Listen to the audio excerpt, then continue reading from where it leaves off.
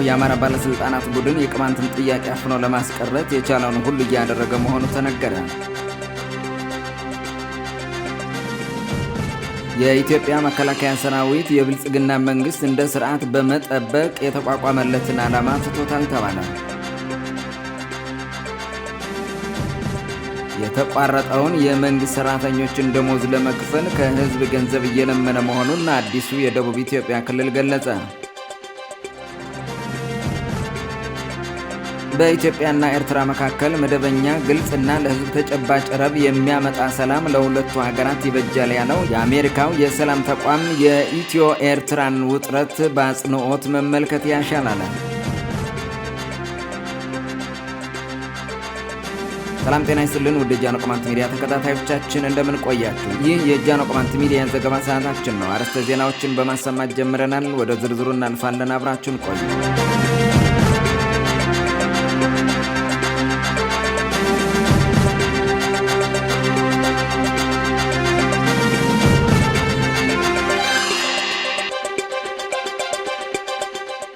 ጽንፈኛው የአማራ ባለስልጣናት ቡድን የቅማንትን ጥያቄ አዳፍኖ ለማስቀረት የቻለውን ሁሉ እያደረገ መሆኑ ተነገረ።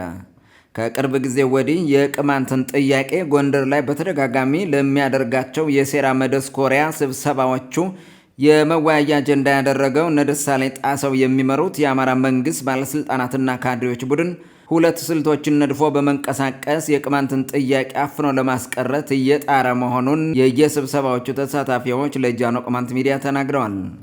በሰላም ድርድርና ምህረት በመግባት ሰበብ ኮሚቴውን አታሎ በማስገባት በጅምላ ወደ ዝብጥ እያወረደው የእነ ደሳለኝ ጣሰው ቡድን ጎንደር ላይ እያካሄዳቸው ባሉት መድረኮች ኮሚቴው እስከ መጨረሻው አይፈታም፣ የቅማንትን ጥያቄ ለማንቀሳቀስ የሚሞክር ማንኛውም አካል ላይ የማያዳግም እርምጃ ይወሰዳል የሚሉ ውሳኔዎችን እያስተላለፈ ነው ተብሏል።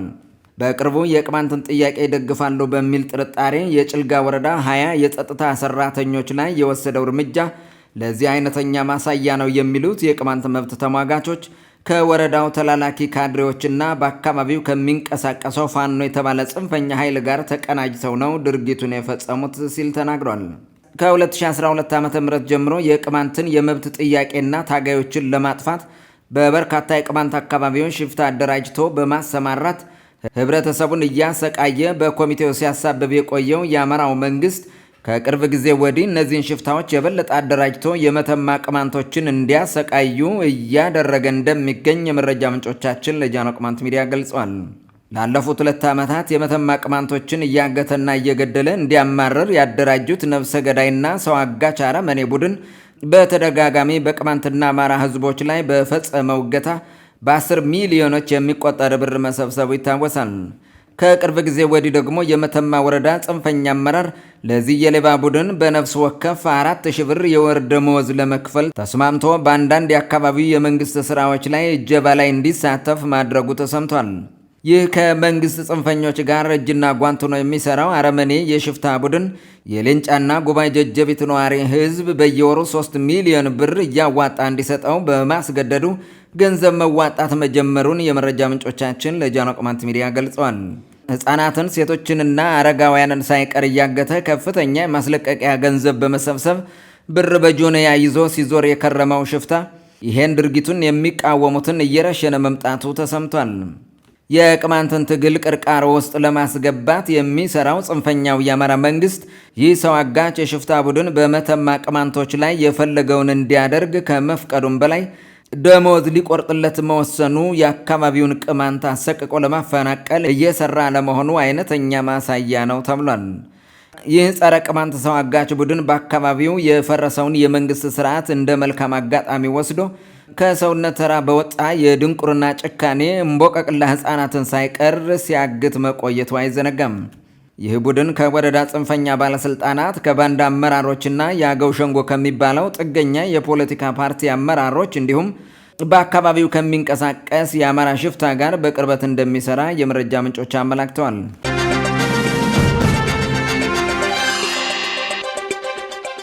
የኢትዮጵያ መከላከያ ሰራዊት የብልጽግና መንግስትን እንደ ስርዓት በመጠበቅ ላይ አተኩሮ በመስራት የተቋቋመለትን ዓላማ ትቶታል ተባለ።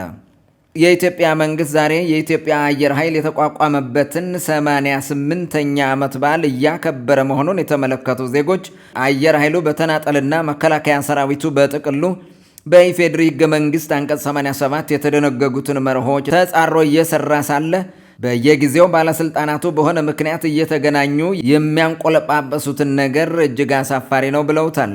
የአንድ ብሔር ተወላጅ የመከላከያ ሰራዊት አባላትን በጅምላ ለይቶ በየማጎሪያ ቤቱ በማሰር የሚያሰቃየው፣ ሕግ በማስከበር ሰበብ ንጹሐን ዜጎችን በአየርና በድሮን የሚገድለው፣ አስገድዶ የሚደፍረውና ንጹሐን ዜጎችን አማጺ ልጅና ወንድም አላቸው በሚል የሚገድለው ተቋም መከላከያ ሰራዊቱ በማንኛውም ጊዜ ለሕገ መንግስቱ ተገዢ ይሆናል የሚለውን የአንቀጽ 87 ንዑስ አንቀጽ 4 ድንጋጌ የተላለፈ ስለሆነ መጠየቅ አለበት ተብሏል። የመከላከያ ሰራዊቱ ተግባሩን ከፖለቲካ ድርጅቶች ወገንተኝነት ነፃ በሆነ አኳኋን ማከናወን እንዳለበት በሕገ መንግስቱ ቢደነገግም ኤታማጆር ሹሙ ሳይቀሩ በማይመለከታቸው የብልጽግና ፖለቲካ ውስጥ ገብተው ሲፈተፍቱ ይስተዋላል የሚሉ ወገኖች ይህ ተቋም በሚገባ ራሱን ገምግሞ ወደ ትክክለኛ ሰራዊትነት መመለስ አለበት ሲሉ ባንክሮ ጠይቀዋል። መከላከያ ሰራዊቱ የተከበረና በዓለም ደረጃ አድናቆት ያገኘ መሆን የሚችለው ከፍተኛ መኮንኖቹ በየሚዲያው እየወጡ በሚደሰኩሩት ፕሮፓጋንዳ ሳይሆን መሬት ላይ በሚሰራው ተግባራዊ ስራ ነውም ተብሏል። በትግራይ ክልል ሕግ ለማስከበር በሚል የሕግ ሽፋን የዘመተው የመከላከያ ሰራዊቱ በሕገ መንግስቱ የሀገሪቱን ሉዓላዊነት እንዲያስከብር የተሰጠውን ኃላፊነት ወደ ጎን በመተው የኤርትራ ሰራዊትን ያለምንም አንዳች ሕጋዊ መሰረትና እውቅና ወደ ትግራይ ክልል አስገብቶ ሀገሪቱንና ዜጎቿን ማስደፈሩን በተመለከተ እስከ ዛሬ ይቅርታ ለመጠየቁ ለብልጽግና እንጂ ለሕገ መንግስቱ ተገዥ እንዳልሆነ ያመላክታል ሲሉ የፖለቲካ ልሂቃን ይተቻሉ። የቅማንትን ህዝብ ከአማራ ክልል ጽንፈኛ ታጣቂዎች ጋር በመተባበር በጅምላ የጁንታ ተላላኪ ናቸው በሚል እየዞረ በከባድ መሳሪያ በመጨፍጨፍ ትልቅ ታሪካዊ ጥፋት የፈጸመው የመከላከያ ሰራዊቱ በ10 ሺዎች የሚቆጠሩ ንጹሐን ቅማንቶችን ወደ ሱዳን እንዲሰደዱ ማድረጉ አይዘነጋም። 88ኛ ዓመት የአየር ኃይል ምስረታን በማክበር ላይ ያሉት የመከላከያ ሰራዊቱ ባለስልጣናት የኢህአዴግን ዘመን የአየር ኃይል አደረጃጀት በማብጠልጠል በደርግ ዘመንና በዘመነ ብልጽግና የተሻለ አደረጃጀት እንደተፈጠረ ሲናገሩ ተሰምተዋል። ከዚህ ጋር በተያያዘ አስተያየት የሚሰጡ ወገኖች አየር ኃይሉ የሚገመገመው ባለው ጠንካራ ወይንም ደካማ አደረጃጀት ሳይሆን አቅሙን መሰረት በማድረግ ስራ ሲሰራ ህዝባዊነትን በተላበሰ መንገድ በመፈጸሙ ነው የሚሉ አካላት አየር ኃይሉ እንዲጠብቃቸው አደራ በተሰጡት ንጹሐን ዜጎች ላይ ቦምብና ሮኬት ሲያዘንብ ያየነው በዘመነ ደርግና ብልጽግና ጊዜ ነው ብለዋል። ንጹሐንን ከታጣቂ ኃይሎች ለይቶ ግዳጁን በመፈጸም የተጣለበትን ሀገራዊ ኃላፊነት በአግባቡ መወጣት የተሳነው የመከላከያ ሰራዊት በኦሮሚያ በትግራይና በአማራ ክልሎች በዘፈቀደ በወረወራቸው የድሮንና የጀት ሮኬቶች እስካሁን በመቶዎች የሚቆጠሩ ህፃናትና ሌሎች ንጹሐን ዜጎች ሙትና የአካል ጉዳተኞች ማድረጉን በርካታ ዓለም አቀፍ ሚዲያዎች እየዘገቡት ይገኛሉ።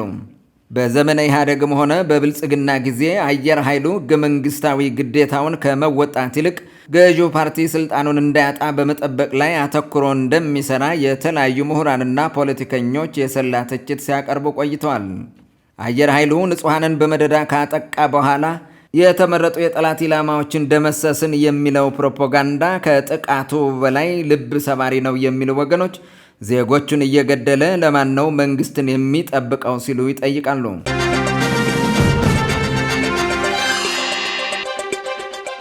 የተቋረጠ የመንግስት ሰራተኞችን ደሞዝ ለመክፈል ከህዝቡ ገንዘብ እየለመነ መሆኑን አዲሱ የደቡብ ኢትዮጵያ ክልል ገለጸ። ያልተከፈሉ የመንግስት ሰራተኞችና የአገልግሎት ክፍያ ለመክፈል ከህዝቡ ገንዘብ እየሰበሰበ መሆኑን በአርባ ምንጭ ከተማ በተካሄደው የደቡብ ኢትዮጵያ ክልል ምክር ቤት ስብሰባ ላይ ተናግሯል። በተለይም ለመምህራንና ለጤና ባለሙያዎች ደሞዝ በወቅቱ ካለ መክፈል ጋር በተያያዘ ጥያቄ የተነሳባቸው የአዲሱ የደቡብ ኢትዮጵያ ክልል ፕሬዚዳንት አቶ ጥላሁን ከበደ ችግሩ በትክክል መኖሩን አምነው ለጉዳዩ እልባት ለመስጠት ከህዝቡ ገንዘብ እየተሰበሰበ መሆኑን ተናግረዋል። መምህራንና የጤና ባለሙያዎችን ጨምሮ ሌሎችም የመንግስት ሰራተኞች የደሞዝ ክፍያ ሊቋረጥባቸው ወይንም ሊዘገይባቸው አይገባም ነበር ያሉት ፕሬዚዳንቱ ለዚህ ችግር የተጋለጥነው በውዝፍ ዕዳ ምክንያት ነው ሲሉ ተደምጠዋል። የችግሩ ምንጭ የቱ ጋር እንዳለ መፈተሽ ያለብን ያሉት አቶ ጥላሁን ለጊዜው ከዚህ ችግር ለመውጣት ከህዝቡ በ15 ቀናት ውስጥ 585 ሚሊዮን ብር መሰብሰቡን ተናግረዋል። እንደ ኢትዮጵያ ኢንሳይደር ዘገባ ከሆነ የአዲሱ ደቡብ ኢትዮጵያ ክልል ፕሬዚዳንት አቶ ጥላሁን ከበደ በክልሉ ስር ያሉ ወረዳዎችና ተቋማት የውስጥ አቅማቸውን አሟጠው በመጠቀምና ገቢ በማሰባሰብ አሁን በስራ ላይ ላሉ የመንግስት ሰራተኞች ደሞዝ እንዲከፍሉ ትዕዛዝ አስተላልፈዋል። በተያያዘ ዜና የማዕከላዊ ኢትዮጵያ ክልል ሀዲያ ዞን የመንግስት አመራሮችን በማህበራዊ ሚዲያ ተችታቸዋል ያላቸውን በመቶዎች የሚቆጠሩ ወጣቶች ወደ እስር ቤት መወርወሩ ተሰምቷል።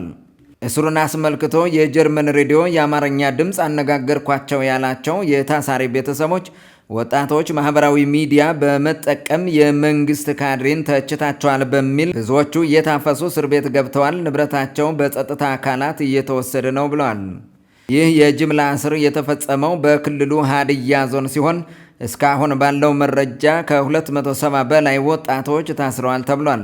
ሰሞኑን የ2016 ሩብ ዓመት ግምገማ ያደረገው የክልሉ መንግስት በጉዳዩ ዙሪያ የተወያየ ሲሆን የማህበራዊ ሚዲያን በመጠቀም የመንግስት አመራር ላይ የስነ ልቦና ጦርነት ከፍተዋል የተባሉ 276 ወጣቶች መታሰራቸው ታውቋል። በቀድሞው ደቡብ ክልል አዲስ የተቋቋሙ የክላስተር ክልሎችን አስመልክቶ አስተያየት የሚሰጡ ወገኖች ከነባሮቹ በባሰ ሁኔታ የሙስናና አምባገነንነት ማሳያዎች ሆነው ብቅ ብለዋል ሲሉ ተችተዋል። ለዚህ ችግር የተሾሙ ባለስልጣናት ህዝባዊ ሳይሆኑ ብልጽግናዊ ብቻ መሆናቸው እንደ ትልቅ ምክንያት ተጠቅሷል። ብልጽግና ለክላስተር ቤተ ሙከራ የተጠቀመባቸው እነዚህ አካባቢዎች ገና ከጅምሩ ከህዝቡ ገንዘብ ለምነው ለመንግስት ሰራተኛ ደሞዝ የሚከፍሉና ወጣቱን በጅምላ እያፈሱ የሚያስሩ ሆነዋል።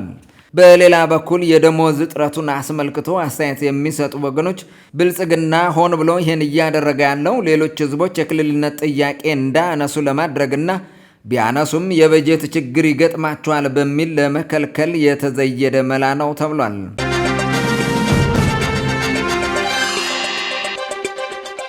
በኢትዮጵያና በኤርትራ መካከል መደበኛ ግልጽና ለህዝብ ተጨባጭ ረብ የሚያመጣ ሰላም ለሁለቱ ሀገራት ይበጃል ያለው የአሜሪካው የሰላም ተቋም የኢትዮ ኤርትራን ውጥረት በአጽንኦት መመልከት ያሻላል። በታሪክ ውጥረት የተሞላው የኢትዮጵያና ኤርትራ ግንኙነት ዛሬም ተመልሶ ወደ ከፋ ደረጃ እየወረደ ነው ያለው የአሜሪካው የሰላም ተቋም ከ5 ዓመታት በፊት ሁለቱን ሀገራት ወደ አንድ ያመጣል ተብሎ ተገምቶ የነበረው የሰላም ንግግር ወደ ባላንጣነት ቁልቁለት እያዘገመ ነው ሲል ገልጿል። የአሁኑ ውጥረት ከሁለት ነገሮች ይመነጫል። እነርሱም የሰሞኑ የጠቅላይ ሚኒስትር አብይ አህመድ የቀይ ባህር ይገባናል ህዝባዊ ንግግርና በሁለቱ ሀገራት በ2010 ዓ.ም የሰላም ሂደት ውስጥ የተዘራው ተቃርኗዊ ሂደት ናቸው ሲል ተቋሙ ገልጿል። ሁለቱ ሀገራት አሁን እየገቡበት ባለው ውጥረት ወደ ቀጥተኛ ጦርነት ባይገቡ እንኳን ከዚህ በፊት ወደ ነበረው የ10 ዓመታት ጦርነትም ሰላምም የሌለበት ሁኔታ ተመልሰው ስለሚገቡ ለሁለቱ ሀገራትና ለቀጠናው ትልቅ ችግር ይፈጥራል ተብሏል። ጉዳዩ የሚመለከታቸው ዓለም አቀፍ አካላት በአብይ አህመድና ኢሳያስ አፈወርቂ መካከል የተፈጠረውን ውጥረት በፍጥነት ማርገብ ይጠበቅባቸዋል ያለው የአሜሪካው የሰላም ተቋም ችግሩን በዘለቄታ ለመፍታት ግን የሁለቱ ሀገራት ትስስር ግልጽ፣ አካታችና የምር ተቋማዊ በሆነ ማዕቀፍ ነው እውን የሚሆነው ሲል ገልጿል። አሁን ለተፈጠረው የሁለቱ ሀገራት ውጥረት ቆስቋሽ ምክንያት የሆኑት ባለፈው ጥቅምትና ህዳር ወር ላይ ጠቅላይ ሚኒስትር አብይ አህመድ ያደረጓቸው ንግግሮች ናቸው። በተለይም ለኢትዮጵያ ወደብ ማግኘት የግድ ነው ሲሉ ያቀረቡትና ጉዳዩ በውይይት ካልተፈታ ወደ ግጭት ሊያመራ ይችላል ሲሉ ያስጠነቀቁት ንግግር ጉዳዩን የበለጠ አባብሶታል ተብሏል። ለዚህ የጠቅላይ ሚኒስትር አብይ አህመድ ንግግር መልስ የሰጠው የኤርትራ መንግስት በበኩሉ የኤርትራ የወደብ ግዛቶች ሉዓላዊነት ለድርድር አይቀርብም ሲል አጭርና ግልጽ መልስ ሰጥቷል የሚለው የአሜሪካው የሰላም ተቋም ኤርትራ እንደ አውሮፓውያን አቆጣጠር ከ1952 እስከ 1993 ዓ.ም የኢትዮጵያ አንድ አካል ሆና መቆየቷን አስታውሷል። የአሜሪካው የሰላም ተቋም አክሎም በአዲስ አበባና አስመራ መካከል የተፈጠረው ውጥረት ኢሳያስና አብይ በ2010 ዓ.ም ያደረጉት የሰላም ስምምነት እውነተኛ ሰላም በማምጣት ላይ የተመሰረተ ሳይሆን የትግራዩን ህወሓት በማጥፋት ላይ ያተኮረ ስለነበር ነው። ይሁን እንጂ ውጊያው ከተጀመረ በኋላ በሁለቱ ወገኖች መካከል የታክቲክና የስልት ልዩነቶች ተፈጥረዋል ብሏል። አብይ አህመድ የፈረሙት የፕሪቶሪያው ስምምነት ለኤርትራ 3 ብሔራዊ የደህንነት አደጋ ደቅኖባታል።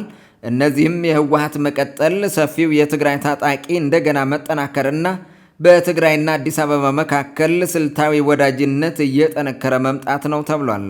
አሁን የተጋረጠውን ውጥረት በማርገብ ሁለቱን ሀገራት ወደ ዘላቂ ሰላም የማምጣት ስራዎች በአስቸኳይ መሰራት አለባቸው የሚለው የአሜሪካው የሰላም ተቋም ጉዳዩን ያረጋጉት ዘንድ ለሚመለከታቸው ዓለም አቀፍ አካላት ጠይቋል። ውድ የጃኖ ቅማንት ሚዲያ ተከታታዮቻችን የዕለቱ ዘገባዎቻችን ይህን መስሉ ነበር። ደህና ቆዩ።